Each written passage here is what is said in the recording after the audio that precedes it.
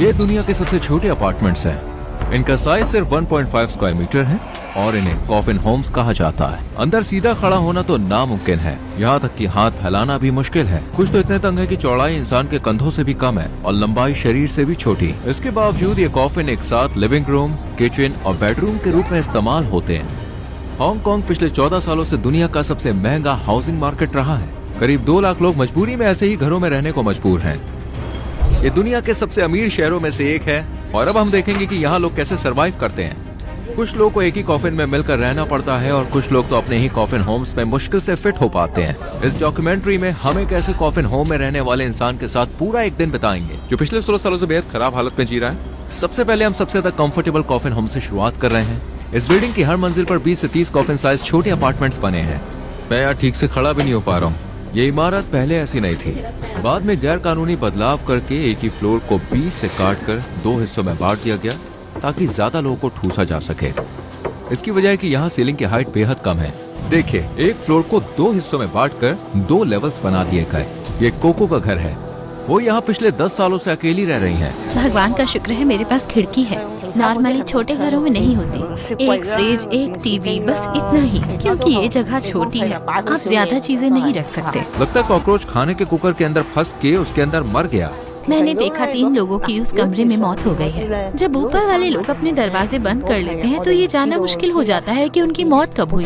जब बहुत बदबू आने लगती है तब हम फिर पुलिस को फोन करते हैं। पावर लोड बहुत ही ज्यादा है, इसीलिए आग लगने का बहुत खतरा है। 4 सेकंड्स में हम कॉफिन जाने वाले हैं। वो जेल से भी ज्यादा बुरा है। लेकिन उससे पहले चलिए इन दीवारों के पीछे झांकते हैं। अब हमारे सामने दर्जनों लोग हैं जो सार्डिन मछलियों की तरह ठुसे हुए रहते हैं। 75 स्क्वायर मीटर के एक अपार्टमेंट को 30 कॉफिन साइज यूनिट्स में बांट दिया गया है। इन घरों में ना तो ताजी हवा के लिए खिड़कियां हैं और ना ही धूप आती है। और हर एक तंग कोठरी के अंदर एक इंसान चुपचाप डिप्रेशन और एंग्जाइटी से लड़ रहा है। यहाँ 26 लोग रहते हैं और बदबू यहाँ बहुत ज्यादा है। कॉरिडोर इतना संकरा है कि लोग सीढ़ी को ही शू रैक की तरह इस्तेमाल करते हैं। यहाँ लोग ईंटों की तरह एक के ऊपर एक भरे हुए हैं। Hello hello. आप यहाँ कब से रह रही हैं? करीब 6 साल से। ओह, यहाँ पर एक और आदमी भी है। तो आप दोनों साथ में रहते हैं? हाँ, साथ रहते हैं। क्या ये आपके पति है? मेरा बॉयफ्रेंड। वो ऐसी जगह में रहते हैं जहाँ एक इंसान का भी ठीक से फिट होना मुश्किल है। दीवारों के साथ लगे हुए हुक्स पर कपड़े, बैग और पर्सनल सामान टंगे हुए हैं। सिरहाने का एक हिस्सा ऑल पर्पस शेल्फ का काम करता है, जबकि दरवाजा इलेक्ट्रॉनिक्स और केबल से भरा हुआ है। नीचे की तरफ क्लीनिंग का सामान और बोतलें रखी हैं। उनका कचरा, इस्तेमाल किया हुआ तौलिया, फास्ट फूड के खाली पैकेट, सब कुछ उस तकिए से बस कुछ इंचेस की दूरी पे जहाँ पे उस रखते हैं। क्योंकि यहाँ कोई खिड़की नहीं है, इसलिए ठंडक के लिए वो फैन का इस्तेमाल करते हैं। उन्होंने अपने बाल छोटे रखे हैं ताकि कॉफिन होम्स की गर्मी में ज्यादा तकलीफ ना हो। यहाँ तो वेंटिलेशन भी नहीं है और हवा की क्वालिटी भी बहुत खराब है। आप ऐसे कैसे रहती हैं? मुझे फर्क नहीं पड़ता, जो भी है ठीक है। आप इतनी छोटी जगह में कपड़े कैसे बदलती हैं? यहाँ चलने के लिए झुकना और मुड़ना पड़ता है, इसमें ही करीब 10 मिनट लग जाते हैं। अच्छा, यहाँ रहना कैसा लगता है? बहुत मुश्किल। बहुत सारे कीड़े काटते हैं। देखो, ये क्या है? Bed bugs. ये बहुत बड़ी प्रॉब्लम है। हाँ, मुझे हर जगह काटते हैं, हर जगह। देखो मैंने कितने पकड़ रखे हैं, ये खून चूसते हैं। यहाँ बेड बग्स लोगों को काटकर एनीमिया तक कर सकते हैं। सिर्फ डिवाइडेड अपार्टमेंट्स में ये बहुत ही आम कीड़े होते हैं। एक फीमेल बेड बग अपनी जिंदगी में करीब 500 अंडे तक दे सकती है। यहाँ बेड बग्स है, देख पा रहे हो? कितने सारे हैं। मिसली कुछ फास्ट फूड लेने बाहर गई और वापस आ गई। वो एक कुर्सी उठाती है और उनका जो बेड है वो कुछ देर के लिए डाइनिंग टेबल बन जाता है। इन घरों में इंटरनेट, बिजली और पानी जितना ही जरूरी है। ज्यादातर रहने वाले लोगों के लिए एंटरटेनमेंट के नाम पर उनके पास सिर्फ फोन ही होते हैं। अब क्या काम करती हो? पार्ट टाइम क्लीनर हूँ। हर महीने कितने पैसे कमा लेती हो? 650 अमेरिकी डॉलर। इस 1.5 स्क्वायर मीटर का किराया कितना? 320 अमेरिकी डॉलर पर महीना। मतलब आपकी कमाई का आधा हिस्सा सिर्फ 1.5 स्क्वायर मीटर की जगह पर चला जाता है। रहने के लिए और कोई जगह नहीं थी। जो लोग कॉफिन होम्स वाले हिस्से के नीचे रहते हैं वो एक्चुअली में लकी होते हैं, क्योंकि वो लोग उस जगह को स्टोरेज के लिए यूज कर सकते हैं। ये उनका बेस्ट है जो वो कर सकते हैं। वहाँ वो अपने जूते रख सकते हैं, कपड़े टांग सकते हैं, लेकिन ऊपर वाले लोगों के लिए जिंदगी और भी मुश्किल है। उन्हें सब कुछ उसी कॉफिन के अंदर करना पड़ता है। और सब डिवाइडेड अपार्टमेंट में ऊपर वाली यूनिट्स देखने जा रहे हैं। इन कॉफिन्स के अंदर पैर रखने तक की जगह नहीं है। ऐसे ही लोग यहाँ कॉरिडोर पे बैठे रहते हैं। किराए को अफोर्ड करने के लिए लोगों को यहाँ बहुत ही खराब और अजीब टाइमिंग वाली जॉब्स भी करनी पड़ती है। फ्रैंकी चौ रात 9 बजे काम शुरू करते हैं और सुबह 5 बजे घर लौटते हैं। आप क्या काम करते हो? मेटल का काम। महीने में कितनी कमाई होती है? 1250 अमेरिकी डॉलर। यहाँ रहना कैसा लगता है? नहीं नहीं, बिल्कुल नहीं। ये बहुत ही तंग और छोटी जगह है। मेरा सेल बहुत सिंपल है, एक टीवी, बेड, जरूरी सामान, एक कंबल और एक तकिया, बस इतना ही। 10 साल बाद आप खुद को कहाँ देखते हो? तब तक तो शायद मैं मर चुका हूँ। ऐसा मत कहो। ये जगह बहुत तंग है और यहाँ बहुत उमस है। इन ऊपर वाली यूनिट से भी छोटे कमरे यहाँ मौजूद हैं। अब हम एक ऐसे इंसान से मिलने जा रहे हैं जो शारीरिक रूप से अपने कॉफिन होम के अंदर फिट ही नहीं हो पाता। मैं सोच भी नहीं सकता कि ऐसे हालात में जीना कितना मुश्किल होगा। लेकिन वहाँ जाने से पहले हम इस अपार्टमेंट के बाकी हिस्से देखते हैं और समझ में आता है कि यहाँ कोई किचन ही नहीं है। जो लोग बाहर का खाना नहीं खरीद सकते उन्हें गंदे बाथरूम में ही खाना बनाने के लिए मजबूर होना पड़ता है। यहाँ लोग टॉयलेट के पास ही खाना बनाते हैं क्योंकि किचन नहीं है। यही जगह उनका बाथरूम भी है। वो अपने कपड़े भी इसी टॉयलेट के ऊपर टांग देते हैं और इस टॉयलेट पर ढक्कन तक नहीं है। इस शहर में करीब 75 लाख लोग रहते हैं। जब आप हांगकांग को ऊपर से देखते हैं तो आपको जंगल के बीच से उगती हुई बांस जैसी ऊंची इमारतों से भरा एक बहुत बड़ा शहर दिखाई देता है। इस आइलैंड पर बिल्डिंग बनाने के लिए जमीन बहुत ही सीमित है। जगह की इतनी कमी के कारण अजीब और मजबूरी वाले सॉल्यूशन सामने आए हैं, जैसे एक 8 मंजिला पार्किंग गैरेज के ऊपर बनी 10 मंजिला बिल्डिंग। ये शहर पूरी तरह से भर चुका है। अब हम अगले अपार्टमेंट में हैं। ये अपार्टमेंट सीधे बाथरूम में खुलता है। दीवारों से गंदगी टपकती हुई साफ दिखती है। मिलिए जॉन से। उनका दरवाजा खुला रहता है क्योंकि बंद करने पर वो अंदर फिट ही नहीं हो पाते। उस व्यक्ति का बायां कंधा ताबूत जैसे कमरे से बाहर निकला हुआ है। वो एक बड़े शरीर वाले इंसान है और इतनी तंग जगह में रहना उनके लिए बहुत मुश्किल है। यहाँ जिंदगी कैसी है? चारों तरफ देखो, आपको कैसा लगेगा? आपका कोई परिवार है? पहले था, मेरी बीवी मुझे छोड़ गई क्योंकि मैं जुआ खेलता था। अब हमारा कोई संपर्क नहीं है, तो बस कभी कभी हॉर्स रेसिंग पर थोड़ा दाव लगाता हूँ। मैंने खुद को जुआ खेल के बर्बाद कर लिया। गुजारा कैसे करते हैं? मुझे वेलफेयर मिलता है। इतनी छोटी जगह में रहना धीरे धीरे शरीर को भी तोड़ देता है। दिन भर क्या करते हो? कुछ नहीं, बस टीवी देखता हूँ। कहीं जाने से डर लगता है। मुझे डर है कि कहीं चलते चलते पैर जवाब न दे दे और मैं गिर जाऊँ। 10 साल बाद आप खुद को कहाँ देखते हैं? 10 साल शायद कब्र में। आई होप ऐसा नहीं होगा। आपके पास गद्दा क्यों नहीं है? यहाँ बहुत गर्मी होती है। कई लोग गद्दा इसलिए नहीं रखते ताकि बेड बग्स का संक्रमण ना फैले। आप यहाँ कब से रह रहे हैं? 18 साल से। कई लोग यहाँ से कभी नहीं निकल पाते। इस कंक्रीट के जंगल में एक मिनिमम वेजेस पर काम करने वाले इंसान को 3 बेडरूम का अपार्टमेंट खरीदने के लिए 1000 साल तक बचत करनी पड़ेगी। क्या सरकारी घर के लिए आवेदन किया गया? मैंने अप्लाई किया है, लेकिन घर मिलने में बहुत टाइम लगेगा। ज्यादातर लोग कम किराए वाले सरकारी मकान तक पहुँचने के लिए 10 साल से भी ज्यादा समय तक इंतजार करते हैं और वो भी फ्री नहीं होता है। उनमें से कई लोगों के लिए प्रतीक्षा सूची आजीवन कारावास की तरह महसूस होती है।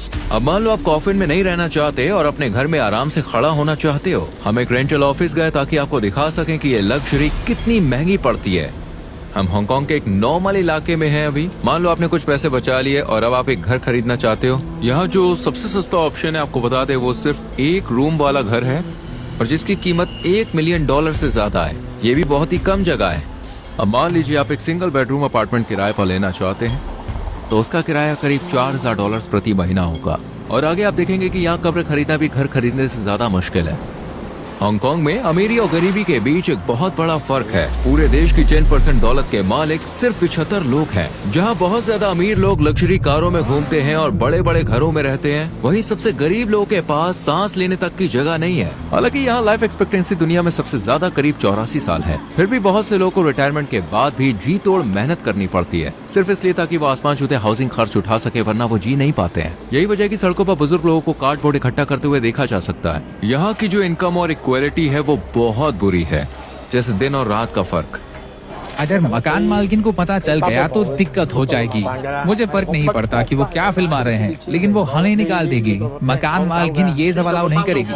हमने ये हिस्सा इसलिए रखा है ताकि आप देख सके कि ये किराएदार कैसे हमेशा डर में जीते हैं। इस बात से डरे हुए हैं कि मकान मालिक कभी भी उन्हें निकाल सकता है। जो लोग अपने घर खो देते हैं उन्हें सड़कों पर रहना पड़ता है। अरे बेटा, पानी की बोतल खरीद दो, बहुत प्यास लगी है। ढक्कन खोल दो, वहाँ रख दो।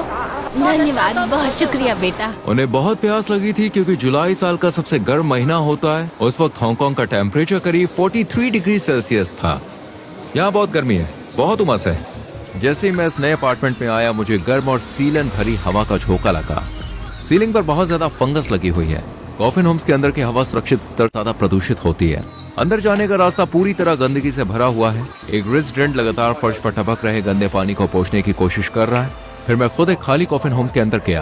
अंदर जाते ही ऐसे लगा जैसे मैं एक डब्बे में बंद हो गया हूँ, जैसे दीवारें मुझ पर बंद होती जा रही हूँ। ये अब तक का सबसे सादा कॉफिन है जिसे हमने देखा है। यहाँ रहने वाले इंसान के पास लगभग कुछ भी नहीं है। एक दीवार पर नीले आसमान, बादलों, फूलों और तितलियों के स्टिकर्स लगे थे, जैसे वो क्लॉस्ट्रोफोबिया से बचने की कोशिश कर रहा हो। दूसरी तरफ लोहे की जाली थी। ऐसा लगता था जैसे किसी पिंजरे में बंद हो। यहाँ ना ताजी हवा आती है और ना ही धूप। यहाँ बहुत गर्मी है, बहुत उमस है। ऐसे में लोग सोते कैसे होंगे? मैं ठीक से सांस भी नहीं ले पा रहा। सोचो, कपड़े यहीं टांगने हैं और यहीं पे न सोना है। मोबाइल पे यूट्यूब देखना है, और जब करने को कुछ ना हो तो थोड़ी देर बाहर टहलने जाना, फिर वापस आना। यही जिंदगी है।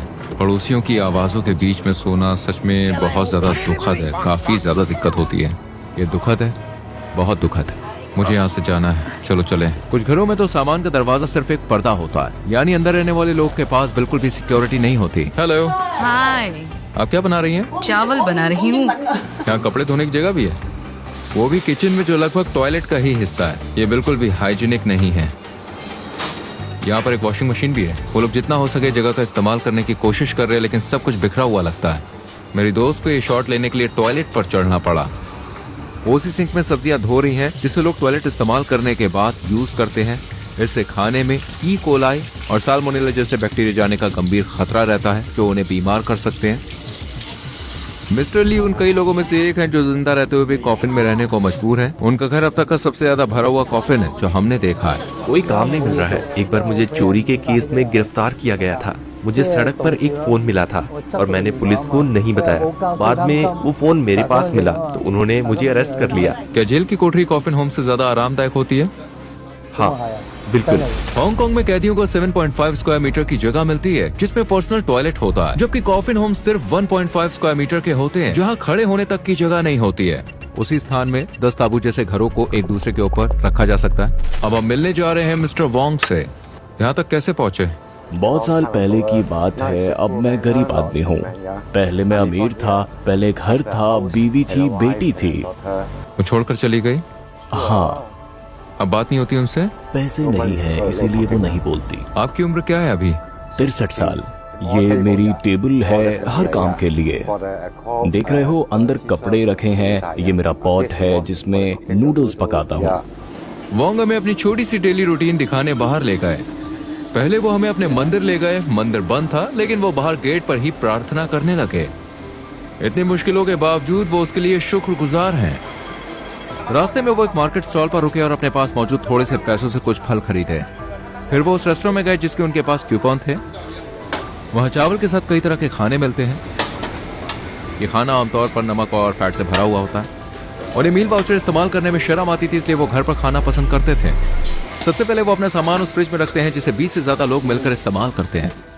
इसके बाद वोंग अपने बेड पर चढ़ते हैं और खाना खाना शुरू करते हैं। उनका बैठे बैठे रहने वाला लाइफस्टाइल और रेस्टोरेंट का अनहेल्दी खाना उनकी सेहत बिगाड़ रहा है। देखो, मेरा ब्लड प्रेशर बहुत हाई है। इतना ज्यादा ब्लड प्रेशर दिल से जुड़ी गंभीर समस्याओं का खतरा बढ़ा सकता है। लेकिन जो कब्रिस्तान आप आगे देखने वाले हैं वो दिखाता है कि यहाँ मौत भी कोई राहत नहीं है। हर दिन एक जैसा है। खाना खत्म करो और वीडियो देखो। ये लंच और डिनर दोनों के लिए है। उन्होंने अपने भोजन को सावधानी पूर्वक इस प्रकार में बांटा कि 2 बार में काम चल सके। क्या आप कोई अवैध चीजें इस्तेमाल करते हैं? नहीं, लेकिन यहाँ बहुत लोग करते हैं। रात होते ही लव होम्स खुल जाते हैं। वोंग हमें एक ऐसी जगह लेकर गए। हर कमरे में एक लड़की होती है। अंदर कोई है, लिखा है प्लीज वेट। वो कहते हैं कि वो वहाँ नहीं जाते, लेकिन उन्हें रास्ते बखूबी पता थे। 1 घंटे की मसाज $65 अमेरिकी।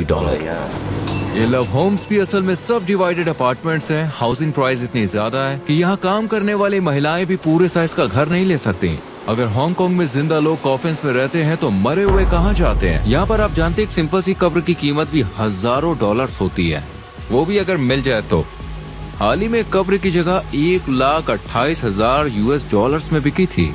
क्योंकि ये सस्ता पड़ता है, इसलिए ज्यादातर लोग कब्र खरीदने के बजाय किराए पर लेते हैं। जगह इतनी कम है कि सरकारी कब्रिस्तान की कब्रें भी स्थायी नहीं होती। 6 साल बाद शव को हटाकर जला दिया जाता है। जगह की कमी के कारण अब दाह संस्कार ही एकमात्र विकल्प रह गया है। राख को छोटे छोटे ड्रॉर में रखा जाता है, एक शू बॉक्स से भी छोटे होते हैं, बिल्कुल इनकी तरह। सरकार ने वादा किया है कि 2049 तक हाउसिंग की समस्या खत्म कर दी जाएगी। आज करीब 2,20,000 लोग दुनिया के सबसे अमीर शहरों में से एक हांगकांग में ऐसे भयानक घरों में रह रहे हैं। उन्हें सुरक्षा के लिए नहीं बल्कि अमीरों की नजरों से छुपाने के लिए रखा गया है। वीडियो देखने के लिए थैंक यू। सब्सक्राइब जरूर कीजिएगा दोस्तों। रूही चैनट था यहाँ।